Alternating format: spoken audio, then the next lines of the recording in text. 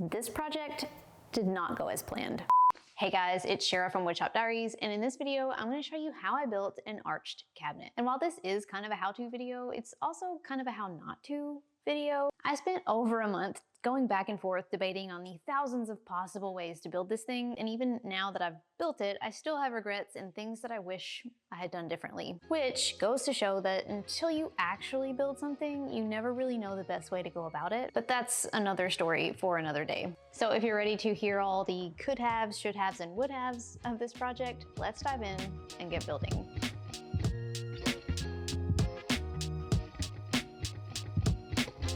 This video was sponsored by my friends at Kerf Tool. Okay, so right off the bat, I'm gonna let you know that this is not one of those projects that you can build cheaper than you can buy.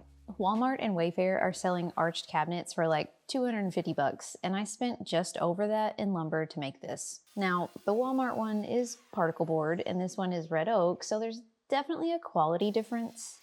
But this is just kind of one of those projects that you have to want to build. So I didn't want to do all of the easy stuff first and then find out that the hard stuff didn't work out and I wasted a bunch of wood. So I did all the hard stuff first so that the end of the project is kind of smooth sailing. That said, I kicked off this project by making my front and back frames. Now I know there are like 101 other ways to make a rounded frame, but I started by making circles. So I cut down a 1x6 board to glue up a hexagon using dowels and glue. But I would absolutely not do this again. My ratchet strap wasn't pulling the joints tight and the glue was everywhere. This was the worst. In hindsight, if I was building this again, I would use a 1x8 board and I would just glue up a square with 45-degree mitered corners. This wastes a little bit more wood, but it would have been much easier to glue up and clamp tight. So that was lesson number 1, already learned, but it's fine. After the glue dried, I screwed a scrap piece of plywood in the middle to give me a center to pivot on. I needed the circles that I cut to be precisely sized and shaped. So I used the new Kreg Ionic Drive trim router with their new trim router circle guide to help me cut them out. This guide allows you to easily adjust the exact size that you need your circle based on the inside or the outside diameter. And it comes with a 1/4 inch straight bit for cutting. It was honestly a lifesaver for this part.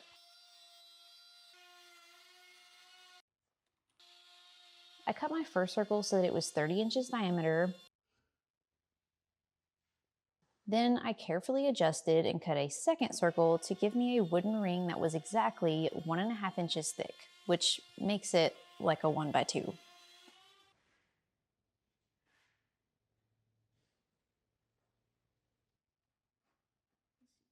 Then I repeated to make another, smaller, 1.5 inch circle. It was very important that these were exactly 1.5 inches thick.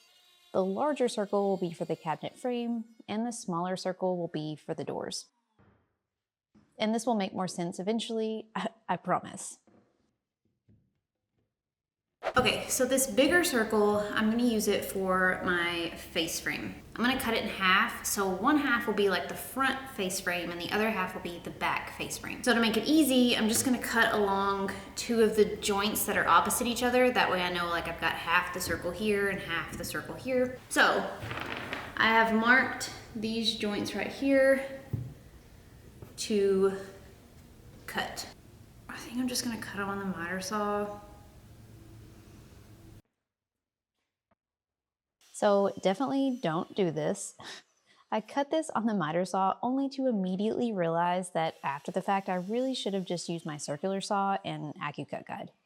The miter saw was sketch.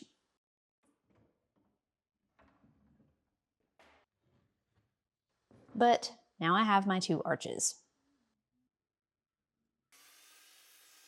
So the reason that I wanted these to be exactly 1.5 inches thick is because I was building the rest of my frame from 1x2s, so they all needed to be the same width.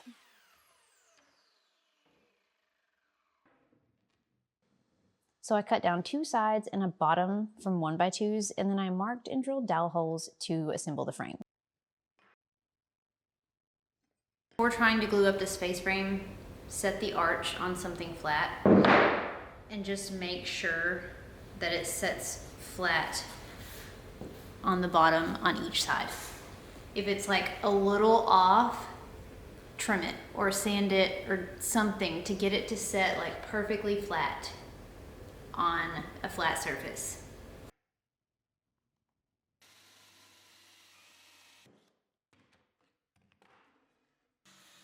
Where the sides met the arches, I just drilled one dowel hole, and then after I drilled it with the jig, I drilled it freehanded just to make it ever so slightly loose. The reason is because there's not really a great way to clamp this tight. So once I glued the dowel in, I needed to be able to push them tight by hand.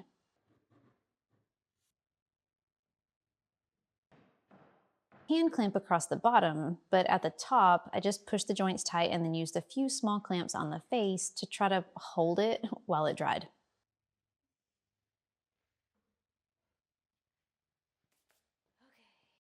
I really debated on whether using pocket holes here on the frame would have been a better option, and it may have been, but I think that the pocket hole screws would interfere with other parts later. So while the dowels were kind of a pain, I think they were a good choice in this instance. Now that these frames were out of the way, I felt like I could sigh a bit of relief. So I set them aside for now and then pulled out some 1/4-inch plywood. I ripped a strip just under the width that I wanted my cabinet, and then I flipped it good side down and marked every 1/2 inch along the length. And if you're counting, that's like almost 200 marks. Bubs was moral support because this was a process.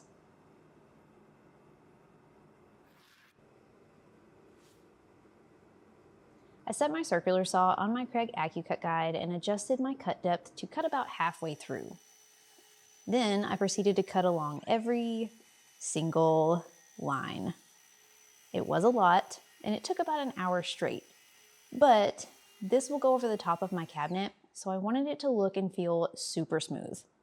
I had tried spacing these cuts further apart so that I had to make fewer of them. I tried 3/4 inch and an inch apart, and it would bend fine, but you could feel and see every cut, so it wasn't smooth. I found 1/2 inch to be the point where it actually bent and felt smooth. So almost 200 cuts later, I was pretty happy with the result. Now I was eager to start putting these pieces together to see if it actually worked. So obviously, I need to connect my arched frames together. I bought a piece of 1/2 inch thick red oak and I ripped this into 1.5 inch wide strips, but 3/4 inch thick 1x2s would, I think, also have worked fine. I thought the thinner material would be a little bit better, but in hindsight, I don't really think that it mattered. I trimmed 3 pieces and drilled pocket holes into the ends of each to attach between my frames. Now, I highly recommend using the Kreg Micro pocket hole jig here with smaller panhead screws.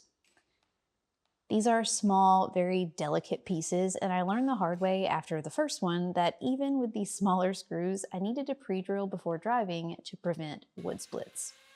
Oops.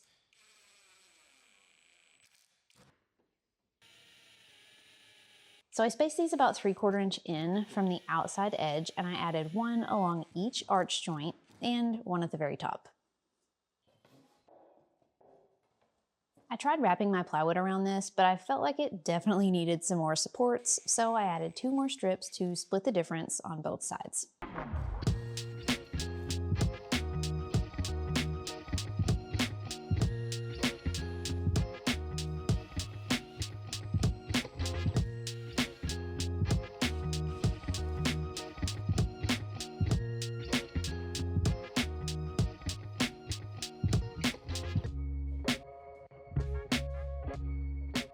So I trimmed my plywood strip into 2 pieces to wrap around this arch.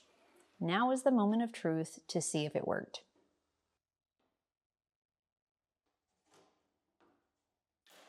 I carefully stapled one of my bendy plywood pieces kerf side up around my supports. Also, just ignore the glue. I had tried something earlier that didn't work. Then I glued and clamped the other bendy piece kerf side down on top of this. Tried to clamp it nice and tight to avoid any air bubbles or voids between the pieces. Once the glue is allowed to dry, this arch will become much more rigid. At least that's what I had hoped.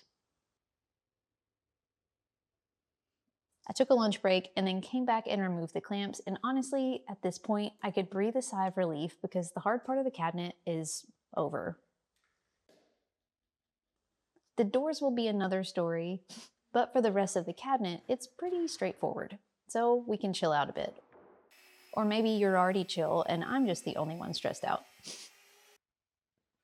For the rest of the cabinet box, I cut down some 3/4 inch plywood strips to cut the sides and the bottom from.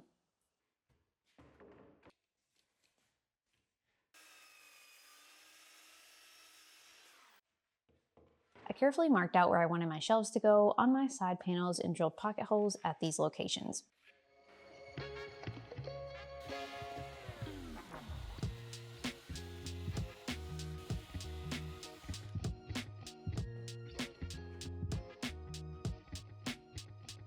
Since I'm adding stationary shelves, these pocket holes will be covered later.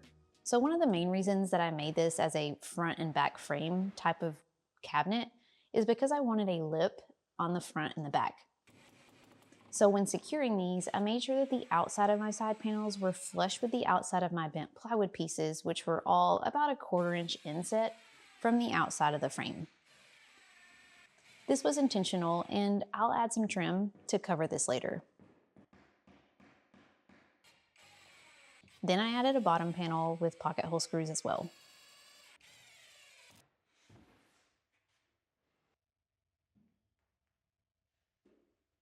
Now I needed to add a back panel, and I debated a long time, back and forth, whether to recess it or just staple it over the back. Against my better judgment, I decided to route the backside, but would caution against it after doing so. So I was concerned about hitting the screws in the support pieces on the arch. Those were fine, but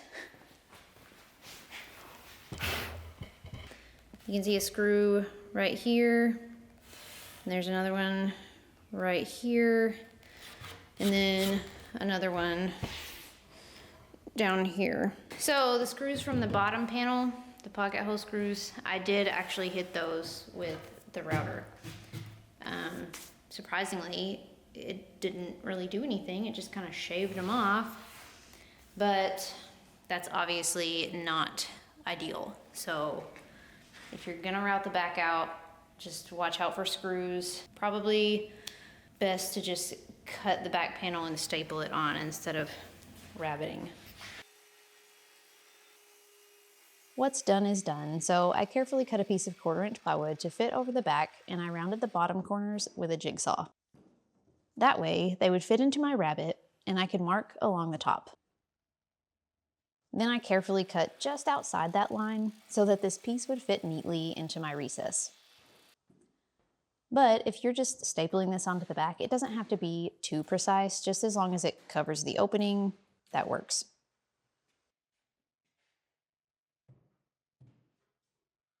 Now the cabinet portion of the build is almost complete. All that's left is adding the shelves and the trim, which is pretty simple.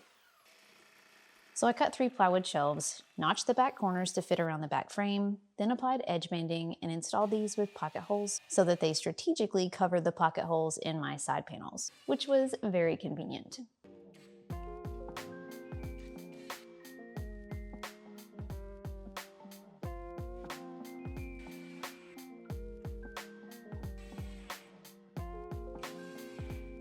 Then I added some 1/4 inch thick trim strips to each side, one to cover the joint at the top and one at the bottom just to balance it out. Now, huge sigh of relief, the cabinet is complete. But now I had to build the doors. So just like the front and the back frames, I made the door frames from 1x2s. So I cut my pieces to make double doors, and remember that smaller wooden ring from the beginning? Now is its time to shine. So I placed it under my frame pieces and then just marked where to cut so that it would connect between the left and the right vertical pieces. Then I cut this using my circular saw and my Craig AccuCut guide, which is how I should have cut the first circle earlier, not on a miter saw.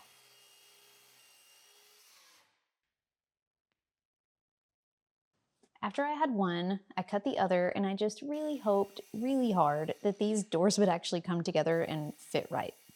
To be honest, my confidence level was not super high, but we were already this far along, so I had to keep going. So the center 1x2s on the door frames are cut square on the end, but they'll need to be rounded. So I took a scrap piece of my wooden ring and I traced the arch on the end of each piece. Then I drilled pocket holes to assemble this door frame. Now, I know I could have used dowels like I did earlier, but I'll be honest, the thought of assembling this with dowels made me want to set it all on fire. So if you're into that, go for it, but that would bring me absolutely zero joy.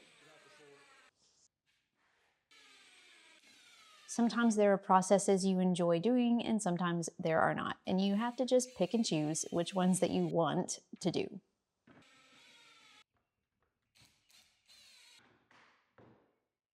This was a bit hairy, but the screws went in and they went in fine, so works okay. I carefully assembled my frame using pocket hole screws, making sure that the top arch piece aligned with the mark that I just drew. Once my door frame was together, I could carefully cut the top piece so that it was curved. I also could have, and probably should have, just sanded this to the line instead, because I obviously did have to sand this after cutting to help kind of smooth this out a bit. Then I held my breath as I test fit the frame. Thankfully, it looked like it was going to work, so I repeated to make the second one.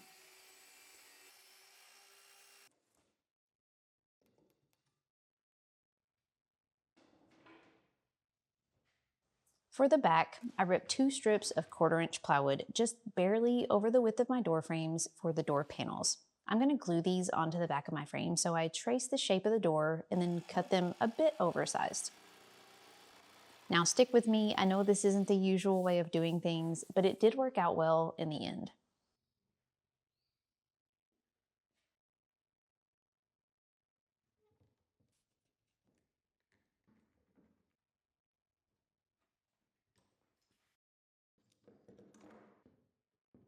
After the back panel was glued onto the door, I used a flush cut bit in my router to clean up the edges so that they're nice and flush.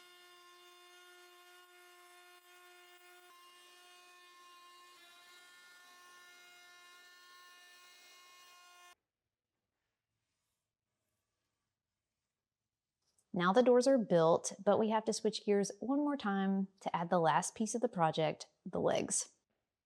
I had already purchased a 2x2 to use for the legs, so I decided to go ahead and use it, but this is something that I would totally do different if I had to do it over.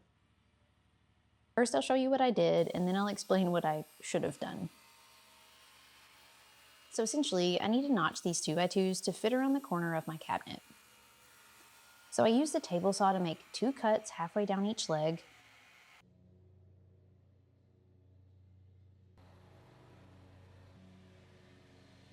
Then I used an oscillating saw to cut out the corners.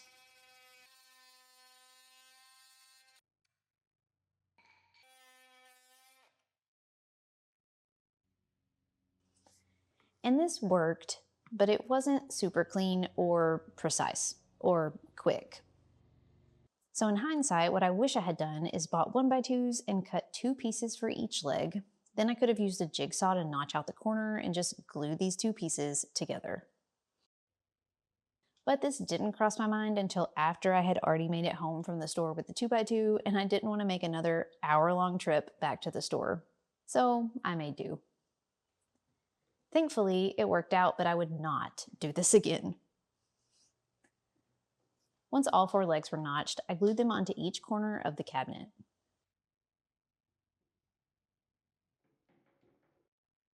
And after that dried, finally, all the parts were assembled and I could stain them.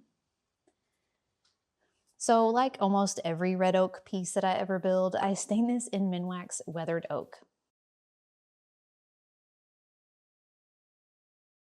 Then I was very eager to get the doors on to see how this looked. My door frames were too narrow to use concealed hinges with, so I bought these large antique-style butt hinges. I think they were designed for thicker doors on thicker frames, but they did work okay in this case. They're just a bit wider than the frame. So I screwed them onto the door edge first. Then I secured them to the frame of the cabinet. Now this was a bit challenging because with concealed hinges, you have adjustment options, but with butt hinges, it kind of is what it is. So I did have to tinker with the exact placement and spacing a bit on the first door. What I did was just add one screw in each hinge and then check the spacing and adjust it until I finally got it right. Then I could add the other screws. After messing with the first door, the second door was a bit easier, but I'll be honest, I have a few extra screw holes in my face frame from moving these up and down a bit. This really makes me appreciate the adjustment options on concealed hinges. But once the doors were on, I added 3 coats of clear poly, some magnetic catches to hold the door shut, and a couple of large door pulls, and now this arched cabinet is finally ready for its big reveal. Now I'm totally aware that this isn't a perfect project and the gaps around the doors aren't perfectly even. But despite that, honestly, this truly turned out better than I expected and I'm super happy with it. It was a challenging project that made me think outside the box, and I took several lessons from it that will help me on the next one. And really, those are the checkboxes of a successful build. So I hope you guys enjoyed following along on this roller coaster of a project, even though some parts were a bit sketchy. I have plenty more projects to share soon, so be sure to stay tuned to the channel for what's next. But in the meantime, thank you guys so much for watching. And until next time, friends, happy building.